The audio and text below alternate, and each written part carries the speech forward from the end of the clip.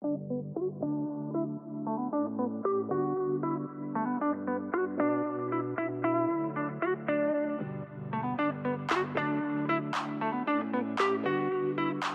everyone and welcome to Just the Facts Commissar. Today is July 24th, 2023, and a big weekend of Warhammer tournaments just wrapped up. My name is Christopher Bakken, and I have a great episode in store for you today. This is the second one that we've recorded, and we're going to talk about a couple of big events that happened over this last weekend, specifically the Lone Star Open in Texas and the Palm Springs GT. Those are the two largest events of the weekend. There were also some smaller tournaments across the pond, but I'm going to focus mostly on the two big events. And then I'm going to hit up the stats going into the week and coming out of the week. I will say there's going to be a little bit of variance there because I'm getting them from two different sources. Meta Monday does a stat compilation every Monday, but his parameters for the stats he includes is a little different than Warhammer stats. So, but we'll get a general picture of what factions look like and what the meta kind of looks like going in and coming out of this weekend. Both sources are great, but it just goes to show that statistics are not everything, and there can definitely be some variance depending on how you look at the data. So yeah, in addition to that, we'll look over the armies of the top performers. We'll go over the stats, and we're also going to talk about the top two finish at the Lone Star Open. One of the players was playing one of the worst performing armies in the game right now and managed to take a top two, so that garnered a lot of attention. But once everybody started kind of looking into his list, they realized something wasn't adding up, and there's some cheating accusations going around. You could tell by the list construction, and then in addition to that, I had some people comment on my Reddit post talking about the event from the weekend that played against this player and confirmed that things were not adding up. And, unfortunately, when you're playing Warhammer 40k, it's a little hard to point out to the judges when somebody is cheating sometimes because people make mistakes. There's a zillion rules. You give people the benefit of the doubt. Hey, this actually does this, or I forgot to do this. And it gets complicated. If you play Warhammer, you know that everybody makes mistakes every game, pretty much, from the biggest professional to the newest player. And there's a lot of grace involved, especially when you haven't done anything of note yet and you realize something. But what I'm saying is people who are smart can take advantage of that and actually cheat, and it's hard to prove to the judges to actually pull them out. But this specific person apparently has been banned in the past for cheating, and then you have first-hand accounts. So it sounds pretty legit. So we'll talk about that as well. Last week, my episode was about the Tacoma GT. You can look at the links on my podcast page to find lists from that event. And you can also find my Reddit post recapping that event, or just listen to the podcast where there's an interview with the winner, Steve Trimble, who played Custodes. And since that event, there has been no errata. There's been no changes that I'm aware of or anything like that in the meta. So going into this week, we're going to have some pretty similar armies going in and nothing major being changed. So I think it kind of gives players a chance to kind of figure things out, maybe make less well-performing armies better, or take these armies that are already overperforming and do even better with them as you kind of work out the kinks in your army, because everybody's going to do that because of how new this edition is. So with no balance changes that I'm aware of, I think it's going to be a good week and a good episode. So that's enough of the recap and the intro. Let's get into this week. The Lone Star Open was over the weekend. It was Saturday and Sunday, 6 rounds total in Allen, Texas. 214 gamers showed up. Looked like a pretty awesome event to me. So first place, let's get into the top 10 real quick. First place, we had Aeldari. Ben Jurek took it all. Second place, we had a Tau player. I was really excited when I first saw this, and then I learned that this person has a history of cheating and was possibly cheating at this tournament as well. So that's a huge bummer. And third place was Eric Tad on the Genestealers. I have an interview with him later on in this episode after I get done with this overview of this. It's a great interview about the Genestealers. He is, Eric is an OG Genestealer player, been playing him since the release. He's not just meta chasing, and not that it matters if you're into that, but he has been the top Genestealer player in the ITC 2 times, so he really knows his stuff. It was a great conversation talking with him. Awesome dude. 4th place, Robert Moreland on Astra Militarum. This one was exciting. I love this list. I love that he came in 4th place. He ended the first day in 1st place, but he got knocked down a couple pegs by the end of the 2nd day. I tried to get in touch with him to do an interview, and I unfortunately couldn't, but his list looks awesome. We'll go over it. 5th place, Robert Hawkins on Genestealers. 6th place, we got our first Imperial Knights. 7th place, we had our Chaos Space Marines. I think Chaos Space Marines did really good in this tournament. Unfortunately, 2 of them went 5-1 rather than 6-0 because of running into that Tau player, and there's allegations that he cheated during those specific matches. So I think it's hard to say that, but potentially there could have been almost 3 Chaos Space Marines in the top 10, which would have been pretty awesome. So yeah, Russell Tassin came in 7th, but he was a contender for 1st place, if I'm not mistaken, because he played the 1st place Aeldari in the last round and ended up losing. It was a crazy game. It's on stream on Wargames Live. I recommend watching it. The way that these guys play is pretty awesome. And unfortunately, Russell made a pretty fatal mistake in the end that it probably cost him the game, but it happens. So essentially, he could resurrect his Terminators, and when you resurrect them, they have to be within 2 inches of the unit that you're resurrecting from, so you gain 2 inches.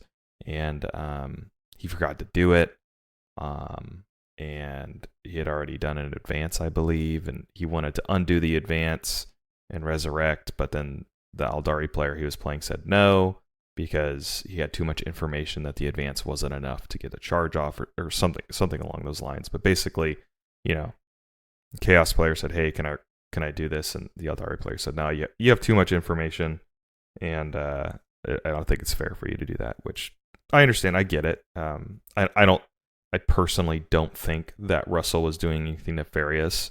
I as a player would have let him do it, but that being said, like, it's completely reasonable for the guy who didn't allow it for him to do that. It's just it was totally reasonable. So not a knock on him for not allowing it. At the end of the day, Russell should have remembered to do it. So 8th place, another Genestealers. 9th place, another Genestealers. 10th place, another Imperial Knight. And I'll go a little bit farther just because we get into some interesting armies when you get into the top 15. So 11th, we have another Chaos Space Marine player. 12th, we had a World Eaters. 13th, another Chaos player. 14th, another Aeldari. And 15th, we had Chaos Knights. So you could tell the top of the meta is being dominated by Genestealers and Aeldari. They are the top, and so are Imperial Knights, but I don't think they've fallen out of favor. They're just not necessarily as strong as those two armies. So let's just get it out of the way. Let's talk about this Tau. Let's hit the rumor mill, and let's figure out what's going on here. So William Abelez played Tau. His army is the following. He had a Cadre Fireblade. He had the enhancement of Exemplar of the Kaun. I probably said that wrong. Kauyon? Kayon? Anyway. Commander Shadow Sun. Nope. Just Guardian Drone on him. Firesight team. And a Long Strike. His battle line was a Breacher team. A Strike team. And then he had a Devilfish, a Broadside Battlesuit, a Ghost Keel Battlesuit, some Kroot Hounds, a Krutox Rider, a Piranha, a Riptide, some Stealth Battlesuits, Sunshark Bomber, and Tetris. So that was his list, and he took second with it. His matchups were the following. Let's go to them real quick. So he played against, in the first round, he played some Space Marine Dark Angels, whooped them. They suck. Sorry to be rude about it, but just Marines aren't very good right now. He played an Astra Militarum in the second round. In the third round, he played some Chaos Space Marines. Fourth round, he played some Custodes. Fifth round, he played Chaos Space Marines again. And sixth round, he played Imperial Knights. And I believe that Imperial Knights was the one who came in sixth place. So, if he was doing something unfair, then he knocked some players out of the top 10 and 5, which is that's pretty terrible. So yeah, I posted this on Reddit, and I posted my review on Reddit, and people were immediately like, "Yo, this guy cheated," and I was like, "Oh snap!" Because I was writing up a review of this Tau army because I thought, "Dude, this is awesome." He took this army that's getting like 30% win rate, and he took second place. Like, this dude's figuring it out. People are overreacting about the meta. Like, give him time. Everyone's saying, if you know this guy, he cheated. And I'm trying to find out, how does he cheat? Here we go. On the Lone Star Open Tau player. The Tau player was using incorrect rules for Tau that allowed him to have a lone operative apply lethal hits to his units. Despite that rule only works if the model leading the unit has the ability. Firesight marksmen are not able to lead units, or at least his wasn't. In addition, first-hand reports from people that GT who played him informed me that his ghost kills had too much movement. He was having for the greater good guiding rerolls ones to hit in addition to the other buffs, something that only comes from Shadow Sun or Commander in a Crisis suit, leading a Crisis unit. And his strike teams had more ballistic skill than they should have. And he had scout moves on his Riptides and Ghost Kill. None of these are in the Tau index rules or data cards. Someone else said that he had 2 missile pods, or 2 SMS. I don't know what that stands for. Missile pods on things that can only get 1 each. That's what it is. So doubling his missile pods. Yeah, so you fudge little things here, little things there. Put a ability on a model that doesn't get it. Add an extra missile here where it's not supposed to be, but these little tiny things adds on. I don't know all the rules for every army. Like, I can't keep track of all that. I got to keep track of my own army. So that's how these people get away with cheating. Yeah, so just, it starts to add up, these little things that, you think you can get away with, and it just becomes a huge problem. And that's a bummer. So, always tell your tournament organizer, your judges, if somebody's doing that, but sometimes there's just not much you can do. But enough about that. Let's move on to something more interesting. Let's talk about our win rates from the weekend. I'm just going to go off of Warhammer stats right now. Their 10th edition win rate. So after the weekend, it looks like Genestealers and Aeldari are at a 67% win ratio, a little higher for true win rate, which excludes mirror matchups. Chaos Space Marines came in third with 56%. Imperial Knights 56%. Custodes 54%. Tyranids 52%. They came up. Thousand Suns 51%. Chaos Demons 50%. World Eaters 50%. Black Templar 48%. Necrons 48%. Chaos Knights 47%. Space Wolves 46%. Let's see. Gladius Task Force 46%. Death Watch 45%. Blood Angels had a little spike of 67%. It looks like they managed to win 2 out of their 6 games or something like that. 6 out of 9 or something. Looks anomalous to me. Space Marines all in the 40s. Tau 43. Definitely that second place win bumped those numbers up. Orcs 41%. Votan 38. Sisters 35. Admech 34. Dark Angels 34. Grey Knights 33, Death Guard 31, and Drukhari 31. So most of the game is just not doing well right now.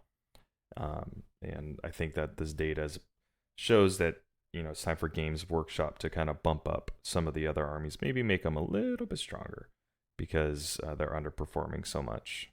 All right, nonetheless, though, we do have a winner of the Lone Star Open, and they are getting a ticket to the Warhammer World Tournament, World Championship. So let's go through Ben's journey here on the Aeldari to his first place win. So in round 1, Ben played against some Chaos, and he outscored him 100-25. He won pretty handily. And going into this weekend, not including the games from this weekend, Aeldari had fought against Chaos Demons 128 times and won 72%. So his opponent here ended 181 out of 210. So probably a little bit of a skill and experience difference there, but that's round 1 for you. In round 2, he played against Genestealers. He outscored him 96-47. Aeldari and Genestealers met 166 times so far in 10th edition, and only won 41% of the game. So Genestealers, you're going to hear in the interview later, they kind of whoop up on the Aeldari. It's not a favorable matchup for Aeldari. So it's impressive here that Ben pulled it out with a win, especially almost double the points. And his opponent took 29th place here. In round 3, he played against 1,000 Suns. Ben outscored 1,000 Suns 168. Aeldari and 1,000 Suns met 264 times so far, and Aeldari won 56% of those games. In round 4, Ben played against Genestealers again. He outscored them 75-38. Another unfavorable matchup for him, but he came out on top. And his opponent here was Robert, and Robert came in 5th place. And in round 5, Ben played against Robert Moreland's Astra Militarum, who were in 1st place from the first day. He outscored him 94-85.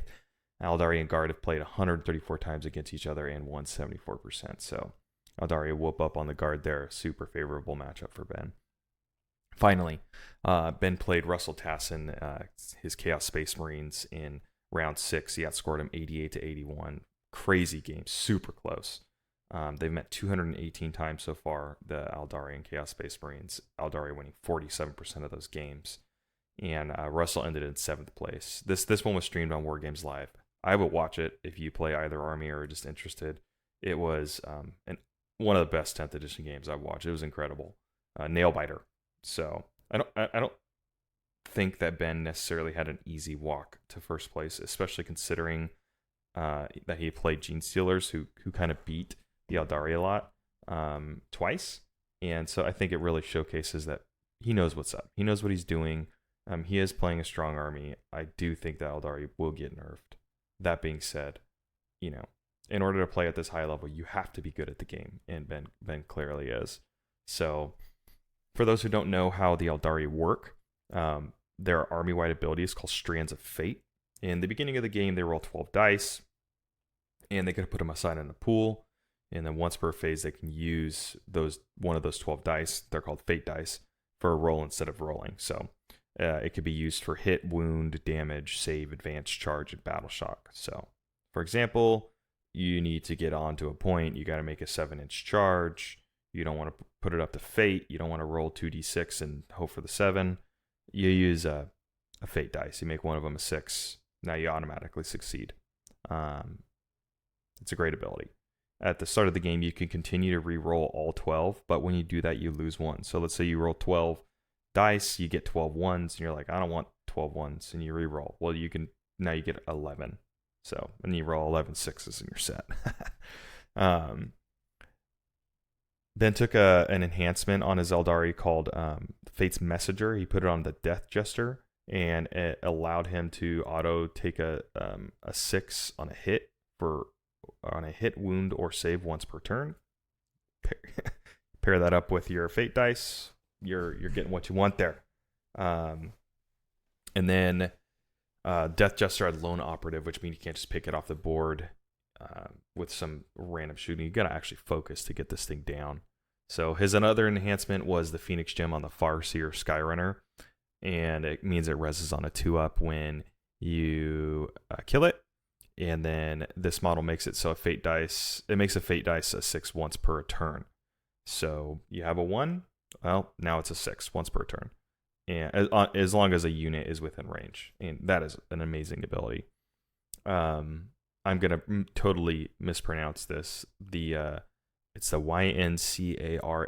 Yakarn or Yakarne is a super cool model. I love the fluff with this one. It can pop up wherever a unit is destroyed, so it's a constant threat. I would hide this unit somewhere where it can't be shot or seen, and then the second something dies, as long as it's going to be in my favor, they pop that model up and then fight. And it's got a good fighting profile, and I would just use it to hold points until the perfect opportunity came up. He had 3 fire prisms, and they could reroll a hit and a wound once per turn. So you have foresight, and then you got the reroll hit and wound once per turn. So you got a lot of rerolls on your hit and wounds, and then you got your fate dice as well. And then you had Warwalkers and Warp Spiders, kind of controlling the board, giving them some models to flood the board with a little bit. And then last but not least is Wraith Knight, Wraith Knight is this massive threat over the entire board. Big damage, big toughness, rerolls. You can use your fate dice on it. It does massive, massive damage. So with all the rerolling and the fate dice, there's just the consistency that the Aeldari have right now is it's unparalleled. Nobody can match it. If you find an opportunity to take something off the board, you're gonna get it. So it's just what makes this army so strong. It fits their lore. They're like seeing the future or whatever. But it's a little strong right now, I think. And I honestly couldn't imagine playing against them before they changed fate dice when you could use all of them. Now it's only 1 per phase, so that must have been completely psychotic. All that being said, and how good the army is, Ben played really well, and you could totally see that come through when in the stream on the War Games Live against the Chaos Space Marines. So, and he beat 2 Genestealer players, so definitely worth checking out. Definitely don't want to take away from him and how good he is by saying, oh, he just played a good army. No, he's good at the game. So, great job, Ben. I think your army looks awesome, and it was really cool to watch. So yeah, and this podcast is running a little long, so we're gonna go into one more thing, and that's gonna be my interview with Eric Tad. He came in 3rd place here with the Genestealer Colts. He has a lot of great insight, and is one of the top Genestealers in the world. He has been twice in the past. I'm sure he's competing for it again. My interview with him was a lot of fun. So let's jump into that right now. All right, Eric, thanks so much for coming on the show. I really appreciate it. Yeah, no problem. Nice to be here. Yeah, so you were at the Lone Star Open, and you're playing Genestealers, is that right? Yep, I've been playing them since they came out. Oh wow, okay. Yeah. What edition was that? Like late 7th. Late 7th, yeah. I was like late 7th or early 8th. I couldn't remember. Where did you end up placing in the Lone Star Open? I got 3rd overall, and then I actually won. I think they were going to give me best overall, and then I couldn't win 2 awards, so they actually just gave me 3rd best general. Nice. Okay. Yeah, I can't stack up all the awards. Well, that's cool. Yeah, so Genestealer is actually like one of the I don't think I've ever played against Genestealers, so I'm pretty clueless on how this army works. So I'm really glad that you're here and talking with me. But the event looked awesome. So tell me about like how'd you get into Warhammer and what made you start competing? Like, are you primarily playing to compete, like play competitively, or you still do it as a hobby as well? Yeah, so I guess how I got into Warhammer, I got into Warhammer when I was, I want to say in 8th grade. I went to the mall, and there was this place called Games Workshop in the mall.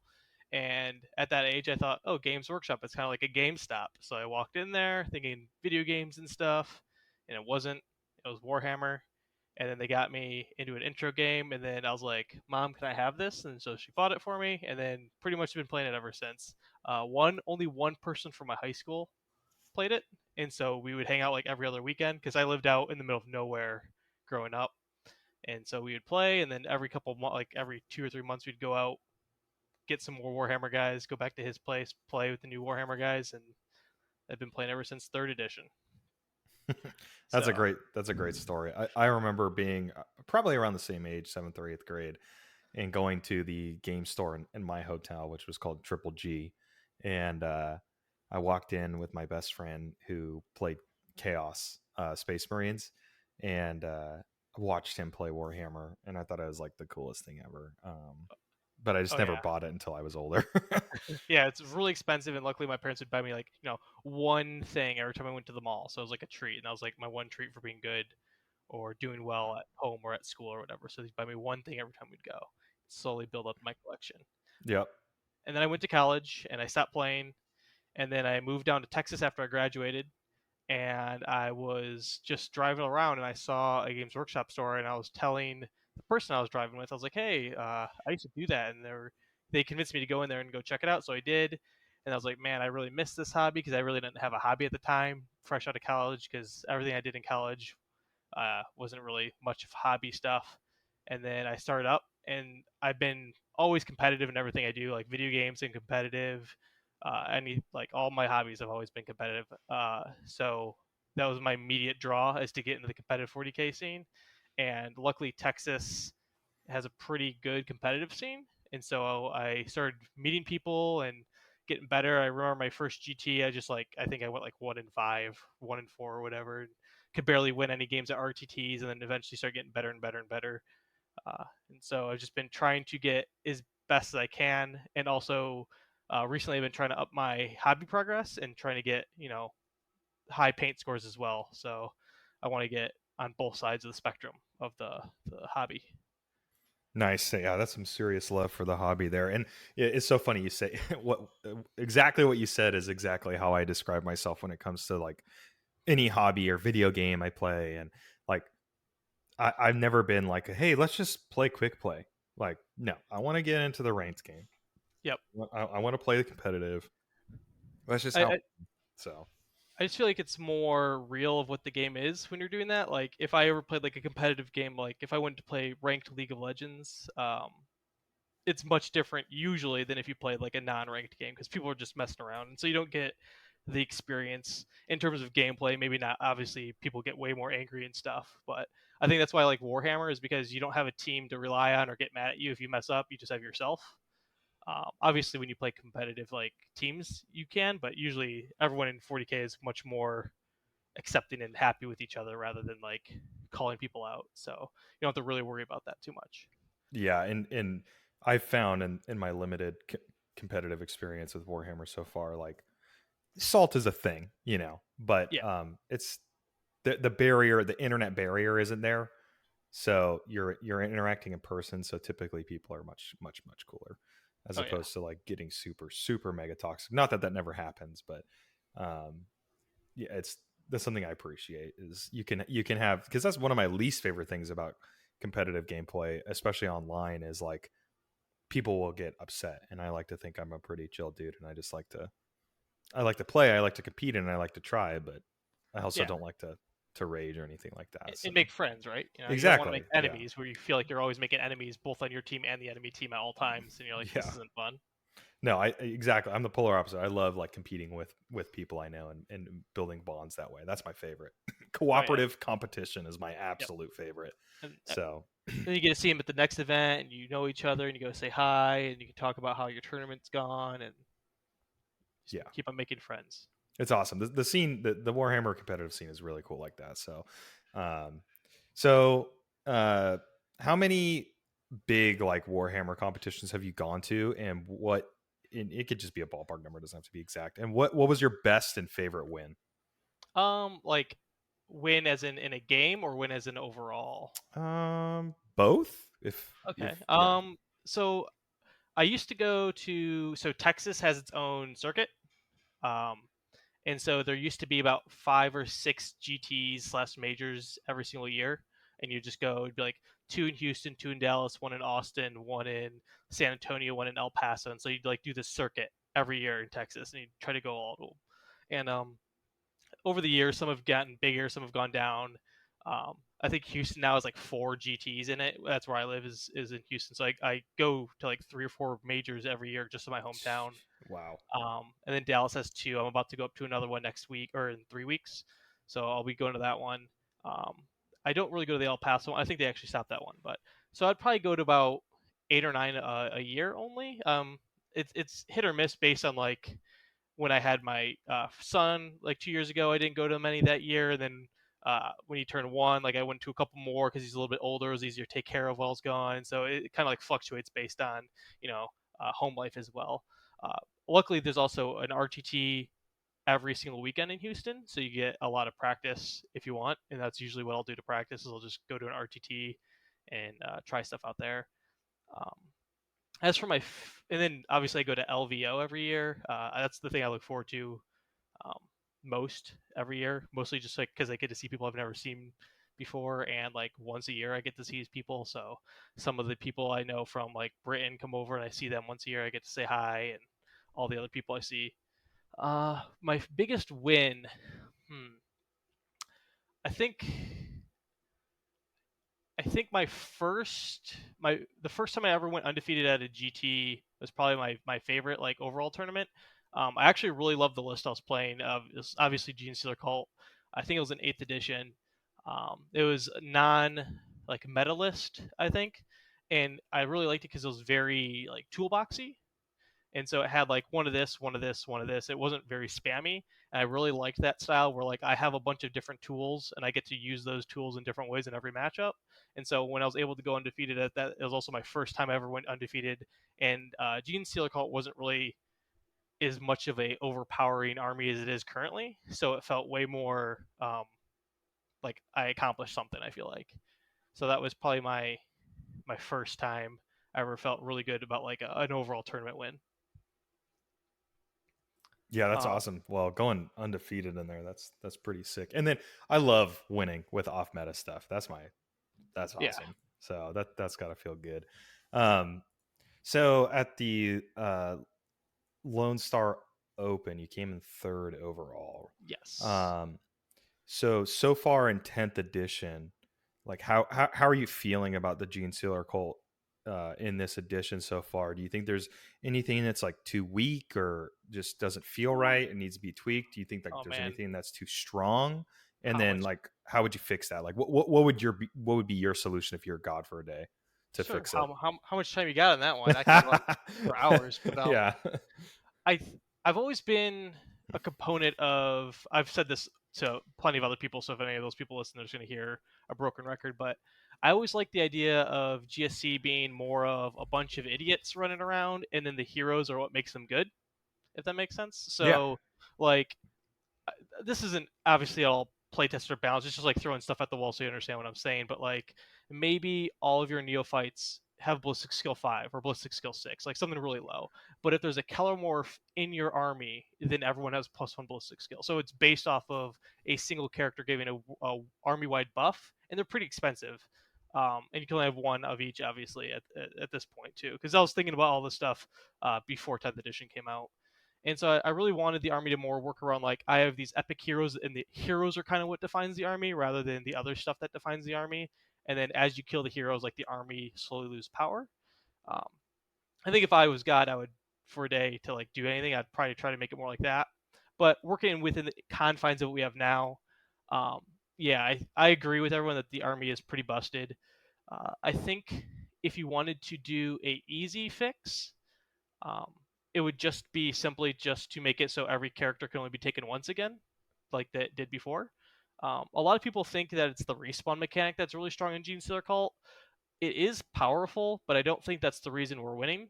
I think the reason why everyone's winning is because we hit you so hard, you don't have an ability to fight back afterwards. And then the respawn mechanic is just like that extra like noose around the neck after we've already gotten you down. Um, there's the game I played on stream, and I brought in 10 acolytes with the Primus. It's what 160 points for the acolytes, 70 points for the Primus, and I killed like a 500 point custodes unit in one shot with uh, one CP.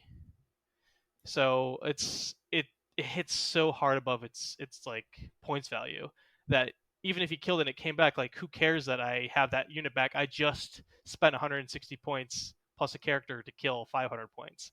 So I already made the huge trade. And so I think that's the issue. And so and you can even look at it in lists, like everyone's taking 3 Primuses because Primuses are busted. People are taking multiple Saboteurs. People are taking multiple Nexuses. So those are all just like really strong. And I feel like instead of nerfing the cost, it'd just be to say bring one of each. And then What sorry. about the yeah, no, that's okay. What about the Primus specifically is so strong? You have 3 on your list, so Yeah. you like that one, but so what is it that makes it so strong? So he gives the unit full rerolls to hit. So full rerolls to hit. I'm overwatching. Full rerolls to hit. I'm coming in from deep strike. Full rerolls to hit. I hit you in melee. Full rerolls to hit. It's just always full rerolls to hit until you kill that unit once. Obviously, the character dies, but he's just always giving full rerolls. And when you're ballistic skill 5 and you get full rerolls and you have exploding 6s, I think the math turns out to be like hitting on 3s or hitting on like 3s rerolling 1s or something like that, essentially to the same percentage. So you go from we're all costed appropriately for hitting on 5s to now we are abusing that 5 mechanic with full rerolls. And then all of a sudden you spend 1 CP, now you're hitting on 4s. And then you hit on 4s with full rerolls and 6s explode. That's over 100% hits. So when I come in with my demo charges and I get over 100% hit rate, it's going to hurt. Um, That's yeah, crazy. Yeah, yeah. that's exactly what I was looking for. Like that's such a, I mean, that just cuts right to it when it comes to the strength of that unit and that leader there. So And then on top of that, sorry, he no, also gives a redeploy. So I have 3. One Primus gives 3 redeploys. I mean, it happens before first turn, so it's not busted um, like it could be, but it gives a full rerolls and then 3 full redeploys. So it's also nice. So you can put more into deep strike if you want, or readjust stuff on the field. So it's also strong. That's just like a thing that no one even takes him for that. They just go, oh, I also have this nice buff, and he hits not great in melee, but he's nothing. He's not a wimp. Like he can kill a couple, weak like Marines or something. Like he's definitely killed a Marine or 2 in melee, so he can definitely do something in melee. right? No, that sounds powerful, and I think overall in 10th edition, I'm finding less rerolls, especially all rerolls, and like that's why Oath of Moment to me was like, oh wow, Oath of Moment's kind of crazy for the Space Marines, and then but now you have it on these guys and they're popping off because correct me if I'm wrong here. I play orcs, so I shoot and I hit on 5s, but the way they make up for that is with a ton of shooting. Like their shooting profiles are very high in number, so when you lower that number, that ballistic skill, it can get out of control really fast because you're landing so many shots.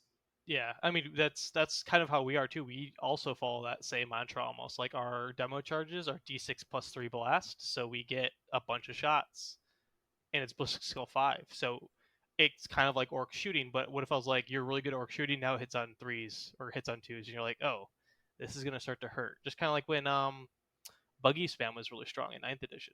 The Yeah, buggies shot a lot, but some of them had like ballistic skill 4 or ballistic skill 3, so they were hitting a lot more than ballistic skill 5. and in ninth edition, pre they had to change the firing without line of sight because of how strong that orc list was for a while. I mean, they were dominating for a minute because they would just shoot everybody off the board, and you couldn't even see them. So Yeah. yeah, okay. Well, thanks for breaking that down for me. I appreciate that. Yeah. You had another part to your question I didn't get to answer yet. I can go to that. It's what would I like fix or like make better? There Yeah, are like yeah. What would you remedy? Like, how would you fix it? Yeah, there are some models or units in our army that I actually think need to get better. They don't actually serve a purpose, but I think some of them are also not good because the meta of where it's at. Um, I want to try to run trucks and I want to try to run rock grinders. I think this would be fun, but I think since there's so much anti-tank going around and like just knights in general, that they wouldn't last to do anything. I think they would just die the moment I like try to do anything with them. So that's why I don't want to really run trucks or rock grinders right now. But I would like to try list. I'd like to try to do other things, but I feel like GSC, even though it's so powerful, it's still pigeonholed into very specific, like 3 or 4 models. I mean, our range isn't that great, but I feel like we're just pigeonholed into spam acolytes or spam neophytes based on what your preference is. And you don't want to take like Genestealers, like pure strains. They're not great. Um, I tried them. They do not hit nearly as hard as you think they're going to hit, especially when you have to take a patriarch, and the patriarch has to be your warlord. So the Genestealers are good because you have like a really good turn one threat, but when you have to have the patriarch, which is your warlord, also go in there turn one, you're getting rid of your warlord almost immediately because he's going to die. Um, so it's not good in certain cases because there's like you go to knights, now your warlord's dead turn one, knights have a 5-up feel no pain for the rest of the game, or you don't, and now you just have this useless character that you have to hide all game that's not going to do anything except be a detriment, because if he dies, now the knights have a 5-up feel no pain, and he can only be good in melee. So I feel like that needs to be fixed. Kellermorphs are just, I feel like, absolute garbage. Locusts still aren't great currently. Metamorphs I feel like don't really do a thing still. Um, and just a couple of the other characters. With having so many characters, I feel like some of them are just very miss. A Magus is a good one too. Magus doesn't do anything worth taking. So I feel like there's a couple characters that need to be buffed, but other than that, the other ones that you see multiple, those need to be nerfed or just limited to one. Got it. Got it. Yeah. So the limiting to one is interesting. I don't think you're the first person I've heard say like, hey, maybe taking multiples of the same is going to be a problem. So, Yeah, in I was kind of thinking that too when they announced it. I was like, I think people can end up abusing this, and they'll find a way to make it competitive for everybody. But I'm sure they will. yeah. So, kind of on the same topic or note of that, what do you think your best matchup and your worst matchup is?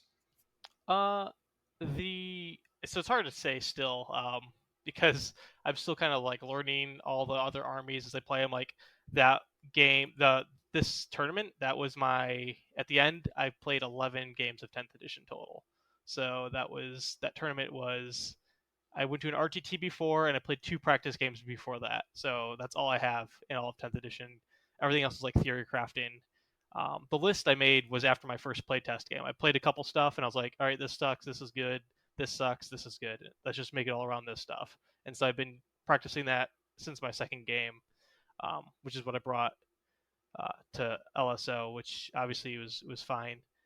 And the only thing I obviously GSC, I did 2 GSC mirrors, um, which obviously is hard because now I guess I am playing probably one of the best armies in the game, but now I'm also playing into the other best army in the game, which is the same faction, which I feel like counters itself pretty well because it also has really good deep strike, and I feel like deep striking your deep strike stuff is pretty good.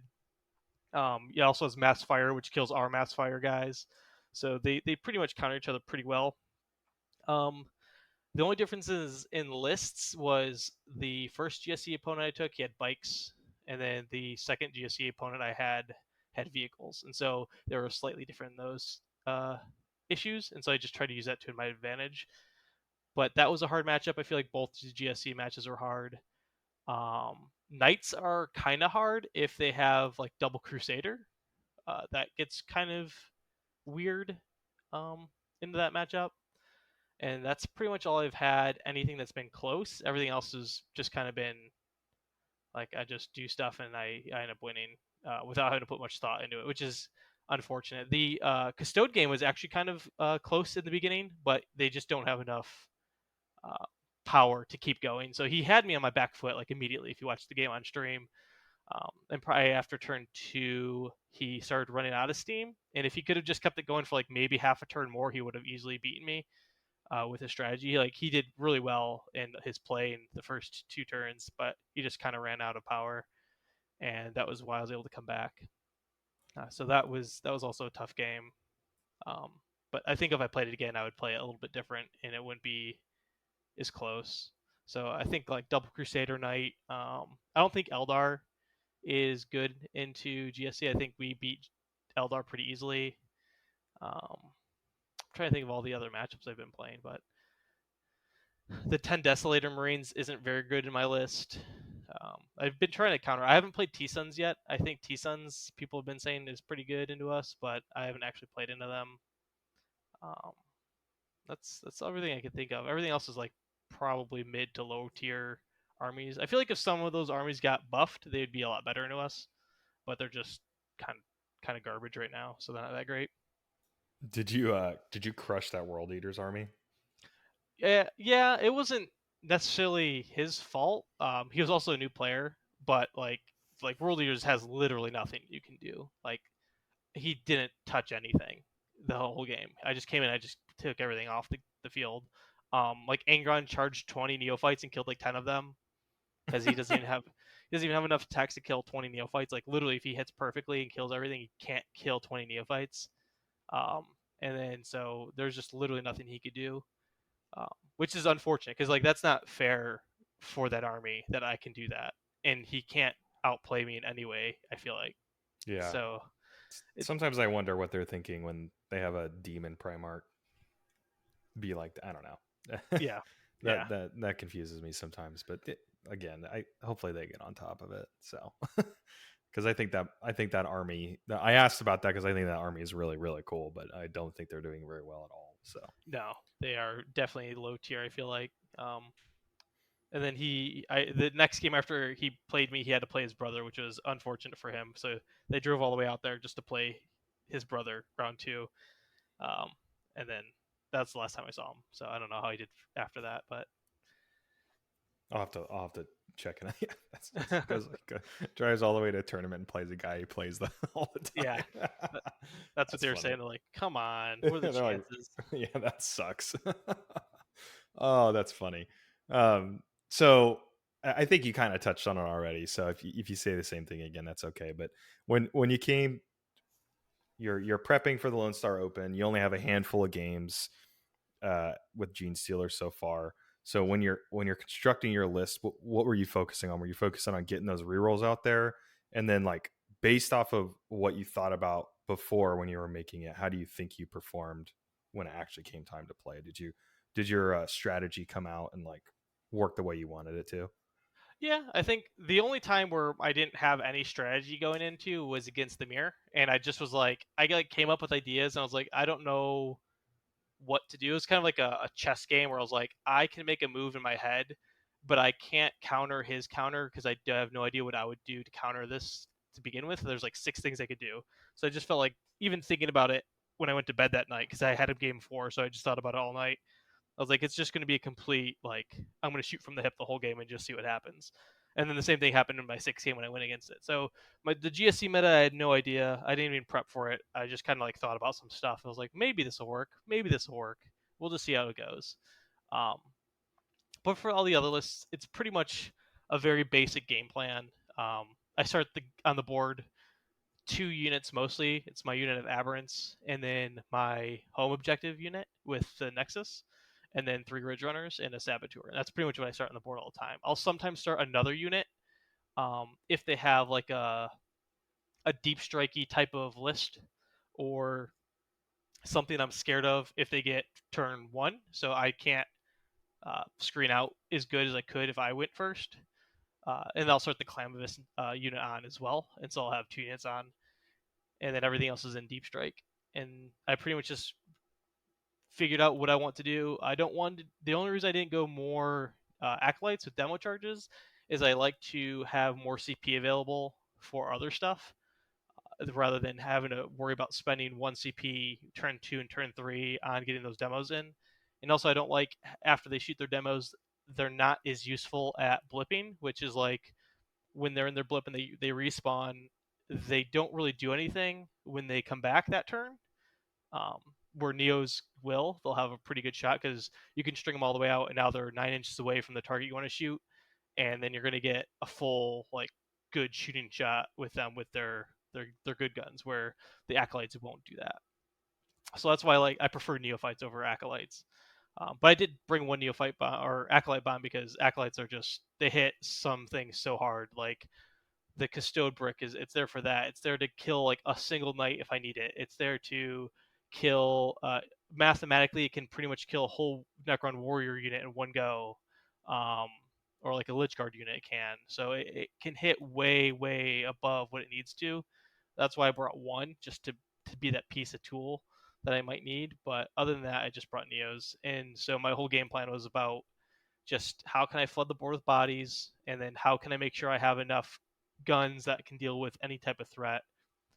Because the only type of threat that is too strong for my strength 6 seismic cannons are going to be like knights or like a land raider or something like that. So I'm not too worried about having to have too much strength 12 guns that I need. And then I brought the aberrants as like kind of like a distraction carnifex. So I can just push them up on the board. They sit in the middle, and if people want to come to the middle, now they have to deal with 10 aberrants, and 10 aberrants can take a hit and also dish it out. And then on a 4-up, they come back, which never happened once in that entire tournament, except game 6, but it was against GSC, and aberrants aren't that great in the GSC, so it didn't really matter. Um, so I use that. I push it forward. They'll shoot at it. I'll make it lone op. So now they have to come closer, and then they'll usually shoot at something else. And if they shoot at my home field objective, I can make that lone up for free. So they don't really have many targets. Turn 1, turn 2, I drop in, and then now they're overwhelmed. So now all my stuff that initially was being scared of being shot at, now all their focus is on my respawning neophytes, and so that pulls up pressure off of like my home objective unit and my aberrants, and so the aberrants can kind of just like skirmish in the center board where they're not really so afraid of them because they aren't really doing anything. Kind of, if that makes sense. They're just doing mission control and like holding in the center, and everyone focuses on the neophytes because those are what's pumping out all the damage, and so they focus to them. And I don't care if they die because they just come back. Um, and so that's pretty much how my game plan was in every single game, and it worked out. Nice. Well, yeah, thanks for breaking that down for me. Yeah, lone operative, I think, is got to be. I think there's a handful, three things that I think is the best thing so far that I'm seeing recurring in multiple lists in 10th edition so far, and that is full rerolls, Yep. lone operative, and then redeploy, like the Calidus Assassin. That thing is on every Imperium list that could possibly take it because it can hop in and out anywhere it wants, whenever it wants, as long as it's not in combat, and that's lone operative. It also has a Vec too. I think that's a huge issue. Oh yeah, and yes, that too. And I keep forgetting that, but that is a great ability, and that's like because CP is so valuable. So, and yeah.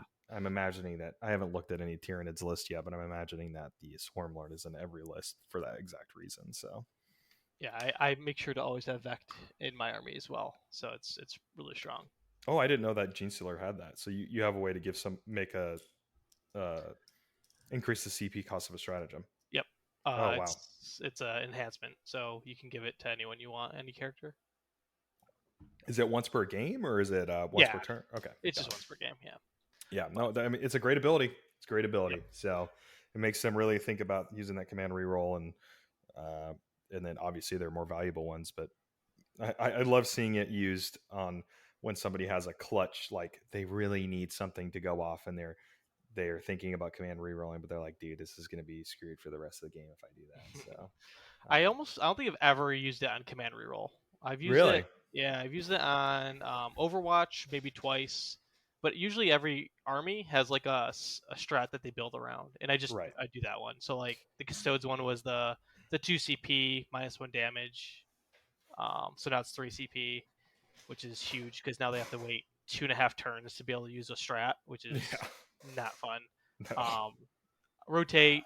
I like to use it on Armor Contempt. I like to use it on a lot of defensive stuff. I think it's because when I bring stuff in, I would like to be statistically average of what I expect my army to do to kill you. And if you pop defense strats, then you reduce the statistics. So it's harder for me to gauge.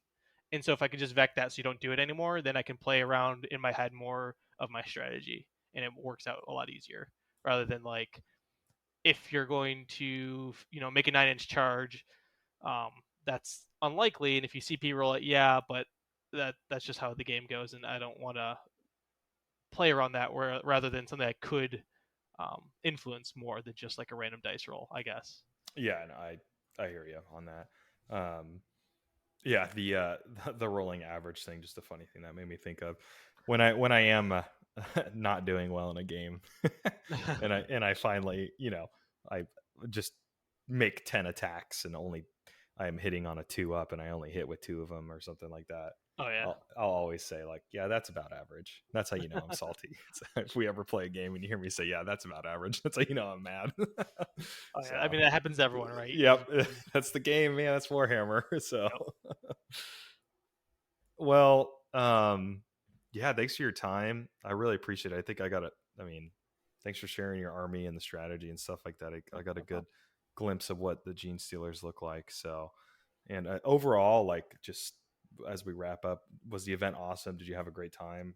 Yeah, the event was pretty good. I think like this is a little nitpicking. It was kind of crappy that they only gave out one ticket because all the other events I've gone to have given out 2 tickets for the GW thing, but they Oh, the only had World one ticket. Championship. Yeah, they only had one ticket.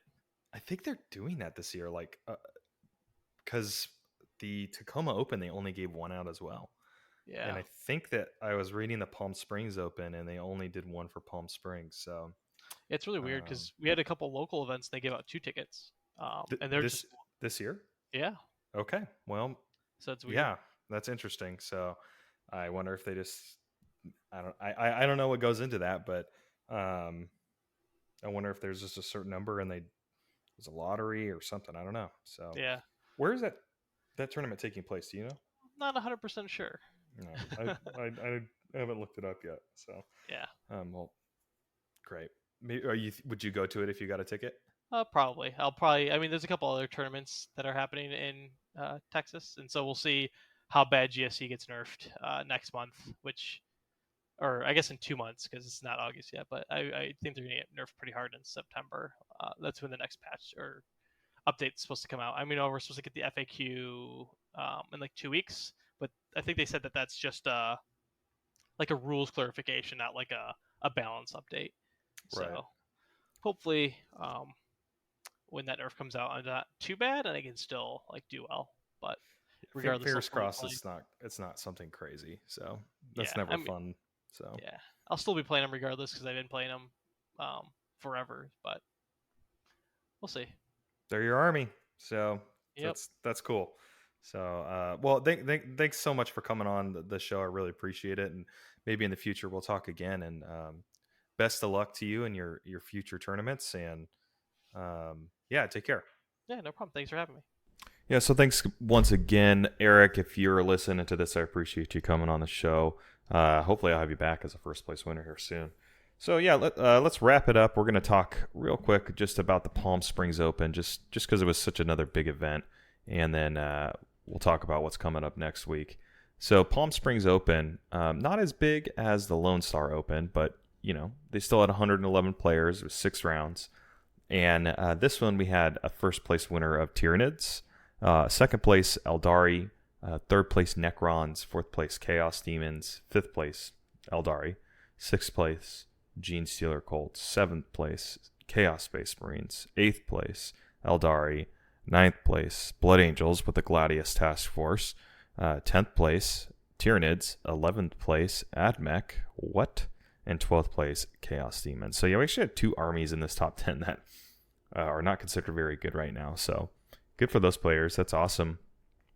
There was also a GT in Auckland, New Zealand, where Aeldari went 7-0, 5-2, 5-1, and 5-1. They took, and then Genestealers took 5th, and Aeldari took 6th. So another one, Stevens Point, Wisconsin.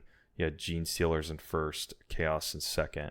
It's Chaos Space Marines in 2nd. 3 Aeldaris, 3, 4, and 5. Chaos Demons and Necrons. So you can see these lists are just completely dominated by Genestealer Colts and Aeldari with the sprinkling of, Custodes, Knights, Necrons, maybe some Tyranids every once in a while, and Chaos Demons. So you can really see who's dominating right now.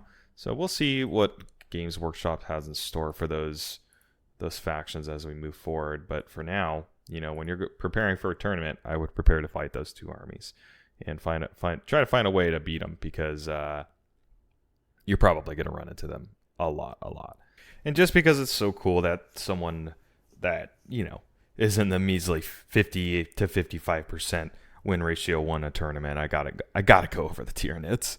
So Tyranids, the name of his army was Gaunt Carpet. He came in first place in the Palm Springs Open. His characters, he had a Death Leaper, he had a Hive Tyrant, and a Neuro Tyrant. So I'm actually really, really surprised not to see Swarmlord here, because I think Swarmlord is so good right now. His battle line were Hormagaunts, a unit of 20, Termagants, a unit of 20, Termagants, a unit of 20, Termagants, a unit of 20, Termagants, a unit of 20, Termagants, a unit of 20. He then had some Biovores, which of course Biovores are completely broken right now with their Spore Mine launchers. You gotta take them. I'm a little worried that Game Workshop is gonna like change the Biovores before they fix these other armies, but this is a legitimate big problem. Not just like Aeldari and Genestealers, like their codex is too strong as a whole. This is just a singular thing that the Tyranids have that just they didn't think through. So it's an easy fix, but I would much rather see stronger armies get fixed first. A Lictor, a Maliceptor, some Neurogaunts, 20 of them, Venom Thropes, which are awesome, and Zone Thropes. So, dude, 20, 40, 60, 80, 100, 120 Hormagaunt and Termagants running around. This guy has 120, 140, over 150 models running around on the board. Just, that's a lot of stuff. So don't make a mistake against that or you're going to get completely overwhelmed. I'm guessing that's his strategy. Just the swarm coming to get you, dude. I love it. So makes me happy to see somebody win that. So that's just a really brief overview of the Palm Springs Open. I'll make sure to include some lists in the links below. I'll have a list of the top performers from Lone Star Open and a couple of lists from the Palm Springs Open. Make sure to link Meta Monday, Goonhammer Stats, and Wargames Live because I did pull from a lot of their content. So make sure you thank them for what they do, and I'll make sure to have those links below. Next week we're gonna have some more gaming, so let's check out where the tournaments are happening next week. Yeah, it looks like we have the Capital Clash Summer Tournament. It's gonna have 67 out of 80 checked in right now. And then we have the ATC American Team Championship 40k event. This says it has 365 players at it. That's insane. What else do we got here? We got a North and South GT with 60 players. Ropicon, 47 players. Petersboro Slam GT, 34 players. The Bemble Clash with 40 players. What else do we got? We have the Northeast Open with 81 players. Got some big tournaments coming up. So the rest of them look smaller. I probably missed one, but I'm excited. Oh, here we go. The HWP July Grain of Salt RTT 33. That's not a GT. That's only 3 rounds. So we got a bunch of GT formatted tournaments coming up this next weekend. I'll figure out which one I'm going to check out. But if there's one with 365 players, we're going to check that one out. So yeah, look forward to those posts on Reddit. I'll be making them as the events carry on, and then I'll do a final one after the events are done, and then I'll do my podcast. All right, that is it for this week, everybody. Thanks so much for listening to Just the Facts 40k, a Warhammer competitive podcast. Make sure you check out the links below to follow my socials. I'll be on Twitter, Instagram, Threads, and then you can follow my Reddit account where I'm probably the most active, and I'll be doing my posts weekly on the competitive scene. Thanks again, everybody, for listening, and I will see you next time.